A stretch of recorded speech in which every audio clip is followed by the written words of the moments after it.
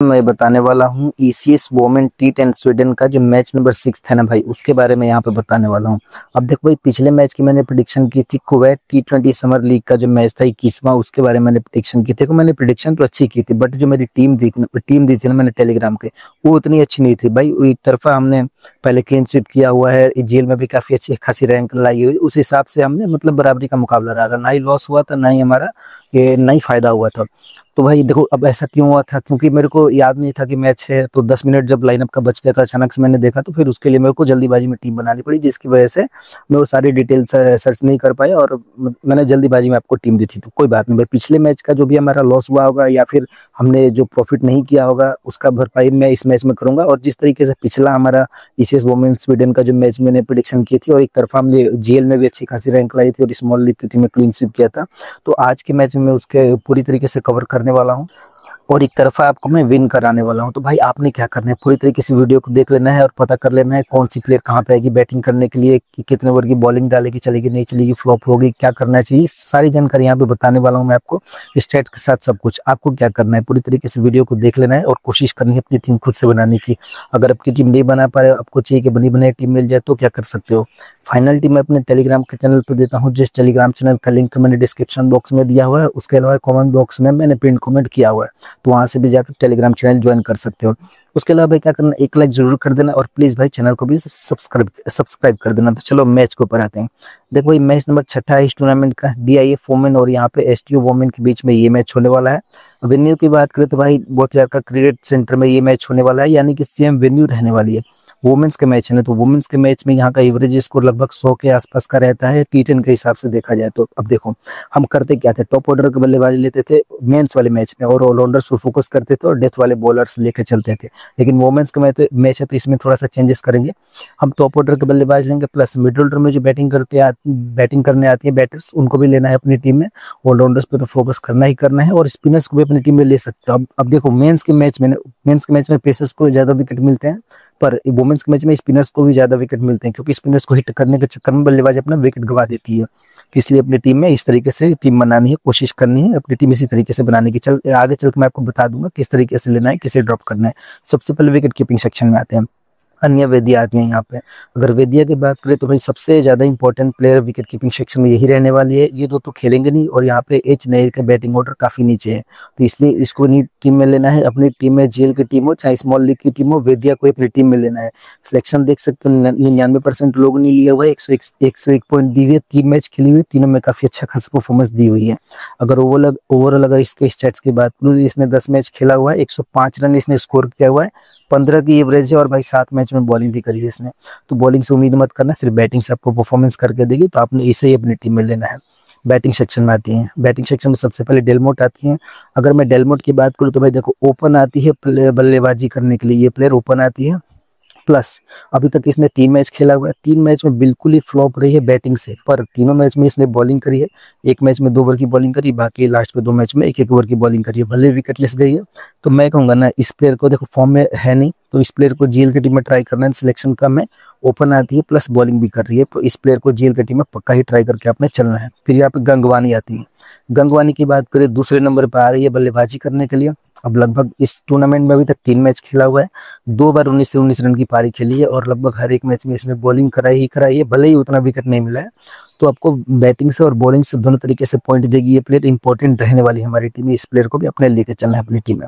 पर यहाँ पे क्या आती है के भारद्वाज। अगर भारद्वाज की बात करें, 96% लोगों ने लिया हुआ है, तीसरे नंबर पे आ रही है बल्लेबाजी करने के लिए। और जो मेन बात है ना भाई, मेन बात है कि जो 3 मैच खेला हुआ है, एक तो 24 रन की अच्छी पारी आई है, एक 16 रन की अच्छी पारी आई है, और एक मैच में बैटिंग नहीं मिली है। अब 3 मैच में से एक मैच में 1 ओवर की बॉलिंग करी है, बाकी 2 मैच में 2-2 ओवर की बॉलिंग करी है। तो बैटिंग और बॉलिंग से आपको दोनों तरीके से पॉइंट देगी ये प्लेयर। कैप्टन वाइस कैप्टन की भी अच्छी ऑप्शन रहने वाली है। बॉलर्स अगर खेलती है तो अच्छी ऑप्शन रहेगी, जीएल की टीम में ट्राई कर लेना, स्मॉल लीग की टीम में भी ट्राई करके चल सकते हो अगर खेलती है तो, लेकिन उम्मीद है कि नहीं खेलने वाली है, ये स्मॉल आती है। मॉल की बात किया तो बैटिंग ऑर्डर थोड़ा सा नीचे है और रेगुलर तरीके से परफॉर्म नहीं करती है, इसलिए टीम में हम नहीं लेकर चलेंगे।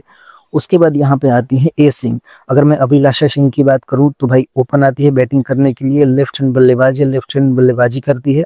अब जिस तरीके की प्लेयर है उस तरीके से इसने परफॉर्मेंस दिया है नहीं, तो मैं कहूंगा कि पिछले मैच में इसका पिछले मैच की जो मैंने प्रेडिक्शन की थी इसका सिलेक्शन थोड़ा सा ज़्यादा था और भाई हमने इसको ड्रॉप किया था अपनी टीम में, लेकिन अच्छा हुआ कि ये चली नहीं, जिसकी वजह से हमने क्लीन स्वीप किया था। तो आप इस मैच में ऐसा मत सोचना कि फिर से नहीं चलने वाली है, इसे अपनी टीम में एज अ प्लेयर लेके चलना इंपॉर्टेंट रहेगी। उसके अलावा इनमें से किसी प्लेयर को आपने नहीं ट्राई करना है, कोई भी ज़्यादा इंपॉर्टेंट नहीं रहने वाली है। अब थोड़ा सा आते हैं यहाँ पे ऑलराउंडर सेक्शन में। देखो भाई ऑलराउंडर सेक्शन में सबसे पहले यहाँ पे आएंगे फ्राइडेस। अगर मैं फ्राइडेस की बात करूँ ना भाई, तो आप यहाँ पे सिलेक्शन देख सकते हो 68% लोगों ने लिया हुआ है। राइट हैंड बल्लेबाज है और right arm medium pace bowling करती है। अब लगभग हर एक मैच में बॉलिंग भी करी है, बैटिंग भी करी है, तो कहीं से ना कहीं से पॉइंट दे ही देगी ये प्लेयर। लास्ट मैच में 2 ओवर की बॉलिंग करी थी, भले विकेट लेस गई थी लेकिन 2 ओवर की बॉलिंग करी थी।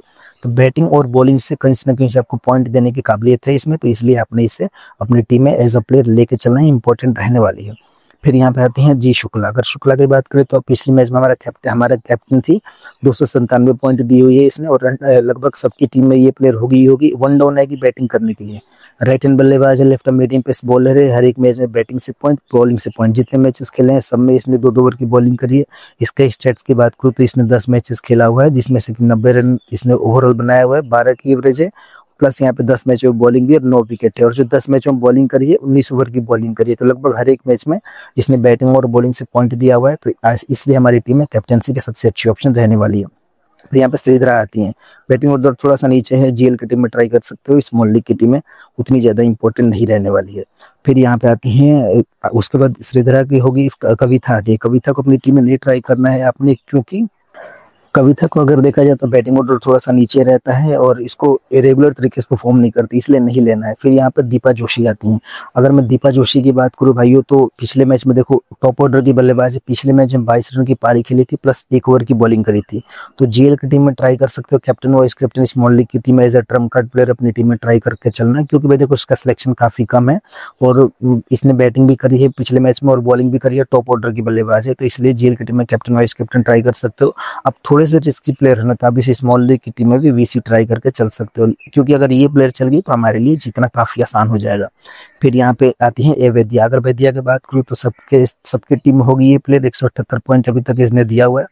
राइट हैंड बल्लेबाज, right hand medium pace bowler है, मिड ऑर्डर में आएगी बैटिंग करने के लिए, यानी कि चौथे पांचवें नंबर पे आएगी बैटिंग करने के लिए, कोई बात नहीं, लेकिन हमारे साथ बॉलिंग बैकअप है। 2 ओवर की बॉलिंग लगभग हर एक मैच में ये प्लेयर कराएगी ही कराएगी, तो इसलिए हमारी टीम में काफी ज्यादा इंपॉर्टेंट रहने वाली है। इसके ओवरऑल अगर स्टैट्स की बात करूँ तो इसने 10 मैचेस खेला हुआ है T10 के और 105 रन इसने बनाया हुआ है और 15 की एवरेज है, प्लस 7 मैच में बॉलिंग करी है, 9 ओवर की बॉलिंग करी है, तो इसलिए हमारी टीम में काफी ज्यादा इंपॉर्टेंट रहेगी। वीसी की भी अच्छी खासी ऑप्शन रहने वाली है। अब थोड़ा सा आती है बॉलिंग सेक्शन में। देखो बॉलिंग सेक्शन में सबसे पहले यहाँ पे आती है जयवीरा। अगर जयवीरा की बात करूँ, सिलेक्शन देख सकते हो 95% है, 145 पॉइंट अभी तक इसने दिया हुआ है। अब यहाँ जयवीरा की कहानी ये है ना भाई कि देखो इसने क्या किया, तीसरे नंबर पर आती है बैटिंग करने के लिए, यानी कि बैटिंग से पॉइंट देगी। जितने मैचेस खेले हैं 2 ओवर की बॉलिंग करी है इसने। अब देखो 3 मैच इसने ओवरऑल खेला हुआ है और यहाँ पे 2 विकेट चटकाया हुआ है और 5 ओवर की बॉलिंग करी है इसने। तो प्लेयर काफी इंपॉर्टेंट रहने वाली है, बैटिंग से पॉइंट देगी, बॉलिंग से पॉइंट देगी, वीसी की अच्छी खासी ऑप्शन रहने वाली है। आर भाली को जीएल की टीम में ट्राई करना, स्मॉल लीग की टीम में उतनी अच्छी इंपॉर्टेंट नहीं रहने वाली है। फिर यहाँ पे एन कयनी आती है। अगर एन कयनी की बात करें भाई, तो देखो 7वें नंबर बल्लेबाजी करने आएगी, राइट मीडियम पेस बॉलिंग करेगी, 3 मैच खेला हुआ है। 3 मैच में सबसे ज्यादा इंपॉर्टेंट बात है कि सिर्फ एक ही मैच में बॉलिंग करी है, बाकी 2 मैच में 1-1 ओवर की बॉलिंग करी है, पर विकेट टेकर है। 72 पॉइंट अभी तक इसने दिया हुआ है और 4 मैच खेला हुआ है, 4 विकेट चटकाया हुआ है और 6 ओवर की बॉलिंग करी है इसने ओवरऑल। इंपॉर्टेंट हो सकती है, सेफ जाना चाहते हो तो ले सकते हो, लेकिन थोड़ा सा रिस्की प्लेयर हो तो आप इसे ड्रॉप करके अपनी टीम में चल सकते हो, लेकिन मैं भी सेफ जा रहा हूँ भाई, मैं अपनी टीम में लूंगा इसे। फिर यहाँ पे रवीरी आती है। अगर रवीरी की बात की जाए तो वो मिडिल ऑर्डर में आएगी बैटिंग करने के लिए, प्लस यहाँ पे देखो इंपॉर्टेंट रहेगी, मिडिल ऑर्डर में आएगी बैटिंग करने के लिए। 9 मैच इसने खेला हुआ है और 9 मैचों में 8 विकेट चटकाया हुआ है और मेन बात है कि 17 ओवर की इसमें बॉलिंग भी करी है, तो इंपॉर्टेंट पिक रहेगी। लगभग 2 ओवर की बॉलिंग करेगी, पिछले मैच में भी हमारी टीम में थे, 53% लोगों ने लिया हुआ है, 64 पॉइंट अभी तक दिया हुआ है, तो इंपॉर्टेंट रहेगी। अब इन 2 प्लेयर्स को जीएल की टीम में ट्राई करना, स्मॉल लीग की टीम उतनी अच्छी इंपॉर्टेंट नहीं है, क्योंकि देखो अभी तक जितने मैचेस खेलना है इसने पूरे ओवर की बॉलिंग इन लोगों ने नहीं कराई हुई, तो इस चीज को देखते हुए जीएल की टीम में ट्राई करना। कैप्टनसी की सबसे अच्छी ऑप्शन जी शुक्ला रहने वाली है, 297 पॉइंट दी हुई है, 98% लोगों ने लिया हुआ है। उसके अलावा वैद्या को ट्राई कर लेना वीसी के रूप में। अगर वैद्या को नहीं ट्राई करना चाहते हो तो आप यहाँ से जयवीरा को अपनी टीम में ट्राई करके चल सकते हो, क्योंकि तीसरे नंबर पर बल्लेबाजी करने आएगी और 2 ओवर की बॉलिंग करेगी।